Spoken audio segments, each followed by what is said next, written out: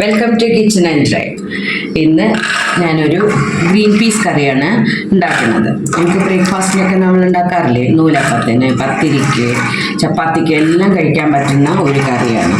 ഞാനിപ്പോൾ ഇന്നത് രാവിലെ ഉണ്ടാക്കുന്നത് ഒരു നല്ലൊരു കട്ടിപ്പത്തിരിയായിട്ട് അതിന് വേണ്ടിയിട്ടാണ് ഉണ്ടാക്കുന്നത്. നമ്മൾ ഇത് കുക്കറിലൊന്ന് വേവിച്ചെടുക്കാം.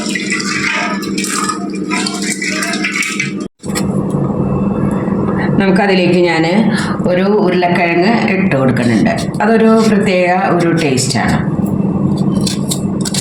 ചെറുതാക്കി പൊടിയൊക്കെ അരിഞ്ഞിട്ട്, നല്ല പൊടിയല്ല, സാധാരണ ചെറിയൊരു കഷ്ണങ്ങളാക്കി നമുക്ക് അരിഞ്ഞിട്ട് കൊടുക്കാം.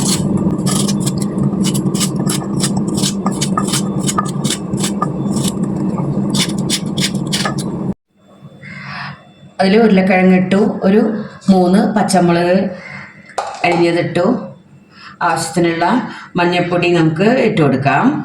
ഇനി അതിലേക്ക് വേവിക്കുന്ന സമയത്ത് തന്നെ നമുക്ക് ഉപ്പിട്ട് കൊടുക്കാം. ആവശ്യത്തിനുള്ള ഉപ്പിട്ട് കൊടുത്ത് പാകത്തിനുള്ള വെള്ളം ഒഴിച്ച് നമുക്ക് കുക്കറിൽ വേവിച്ചെടുക്കാം.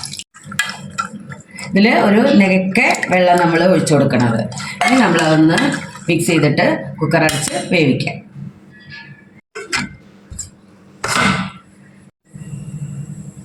നമുക്ക് കറി ഉണ്ടാക്കി തുടങ്ങാം. ഒരു കട്ടിയുള്ള ചീനച്ചട്ടി ഞാൻ വെച്ചിട്ടുണ്ട്. എൻ്റെ സ്ഥിരം ചീനച്ചട്ടിയാണ്.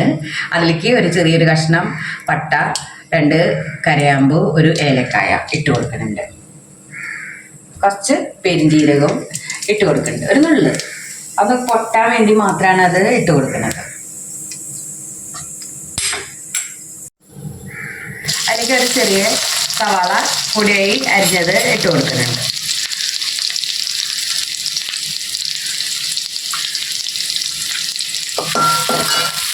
ഒരു 2 പച്ചമുളക് ഇട്ട് ഒരുമിച്ച് വാട്ടിയെടുക്കാം. ഒരു സ്പൂണോളം വെളുത്തുള്ളി ചതച്ചതും ഇഞ്ചി ചതച്ചതും ഇട്ട് കൊടുക്കുന്നുണ്ട്. അതിലേക്ക് 2 തണ്ട് കറിവേപ്പില നമ്മൾ ഇട്ട് കൊടുക്കുന്നുണ്ട്. ഇങ്ങനെ വടിയാൽ മതി സവാള. ഇനി നമുക്ക് അതിലേക്ക് പൊടികൾ ഇട്ട് കൊടുക്കാം. നമ്മൾ ഗ്രീൻ പീസ് വേവിക്കുമ്പോൾ മഞ്ഞൾപ്പൊടി ഇട്ട് കൊടുത്തു. എന്നാലും ഇതിൽ കുറച്ച് മഞ്ഞൾപ്പൊടി ഇട്ട് കൊടുക്കാം.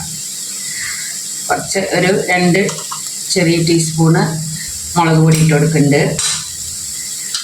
അതുപോലെ ഒരു 3 ടീസ്പൂണ് മല്ലിപ്പൊടി ഇട്ട് കൊടുക്കുന്നുണ്ട്. 1 ടീസ്പൂണ് കാശ്മീരി ചില്ലി ഇട്ട് കൊടുക്കുന്നുണ്ട്. ഇനി നമ്മൾ അതിലേക്ക് ഇട്ട് കൊടുക്കുന്നത് 1 ടീസ്പൂൺ ഗരം മസാല, ടീസ്പൂൺ കുരുമുളക് പൊടി, കുറച്ച് നമ്മൾ പെരിഞ്ജീരകത്തിൻ്റെ പൊടിയും കൂടി ഇട്ട് കൊടുക്കുന്നുണ്ട്. എല്ലാത്തിലുണ്ട് പെരിഞ്ജീരകം. ഇനി നമ്മൾ ആ പൊടികളുടെ പച്ചമണമൊക്കെ ഒന്ന് മാറുന്ന വരെ ഒന്ന് വാട്ടിക്കൊടുക്കാം. ഒരു തക്കാളി അരിഞ്ഞതിട്ട്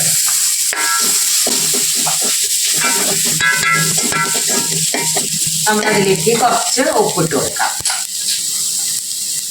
കുറച്ചിട്ട് കൊടുത്താൽ മതി. നമ്മൾ ഗ്രീൻ പീസിൽ ഉപ്പിട്ടിട്ടാണ് വേവിച്ചിരിക്കുന്നത്. നമ്മൾ തക്കാളി ഒന്ന് വേവാൻ കുറച്ച് വെള്ളം നമ്മൾ അതിൽ ഒഴിച്ചു കൊടുക്കാം. കുറച്ച് ഒഴിച്ചു കൊടുത്താൽ മതി. തക്കാളി വേവണ വരെ ഒന്ന് നമുക്ക് ഇതേപോലെ ഇങ്ങനെ ഒന്ന് ഉടച്ചു കൊടുക്കാം. പെട്ടെന്ന് വേവും. അതിനാവശ്യത്തിനുള്ള വെള്ളം നമ്മൾ ഒന്നിച്ച് കുറേ ഒഴിച്ചു കൊടുക്കരുത്, കുറേശ്ശെ ഒഴിച്ചു കൊടുക്കാം. ഇനി നമ്മൾ കുക്കർ കഷ്ണങ്ങളൊക്കെ വെന്തിട്ടുണ്ട്. അത് നമുക്ക് ഇതിലേക്ക് ഒഴിച്ചു കൊടുക്കാം.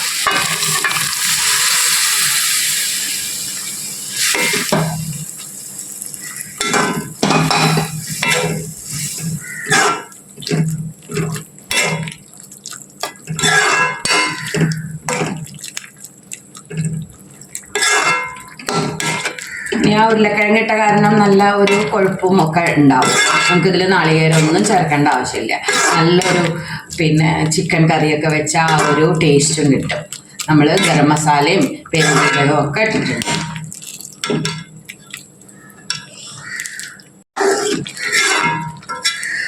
നല്ലോണം തിളച്ച് വന്നിട്ടുണ്ട്. ഇനി നമ്മളതിലേക്ക് ഇടുന്നത് കുറച്ച് മല്ലിയിലയാണ്. അങ്ങനെ നമ്മുടെ ഗ്രീൻ പീസ് മസാല റെഡി ആയിട്ടുണ്ട്. നല്ല ടേസ്റ്റാണ്. നമുക്ക് ഏത് ബ്രേക്ക്ഫാസ്റ്റിൻ്റെ കൂടെയും നമുക്ക് ഇത് കൂട്ടി കഴിക്കാം. ദോശയ്ക്ക് വരെ കഴിക്കാം. നല്ല ടേസ്റ്റാണ്. എല്ലാവരും ഒന്ന് ഇങ്ങനെ ഉണ്ടാക്കി നോക്കൂ കേട്ടോ.